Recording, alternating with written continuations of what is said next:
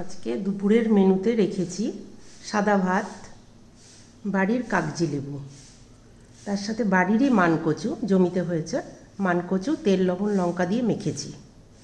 এটা সজনে ফুল, বাড়িরই সজনে ফুল, এটাও সজনে ফুল বেসন দিয়ে বড়া করেছি।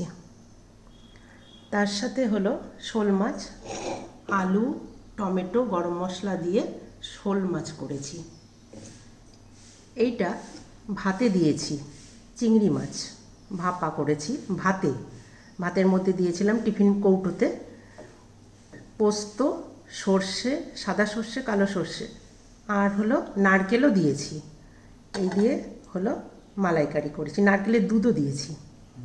তার সাথে এটাও আমাদের বাড়ির নারকেলের দুধ দিয়ে এটা করেছি। এটা সাদা দই, যেমন প্রায় দিনই রাখি, সাদা দই, টক দই, তার সাথে জলের গ্লাস। এই হলো আমাদের দুপুরের মেনু।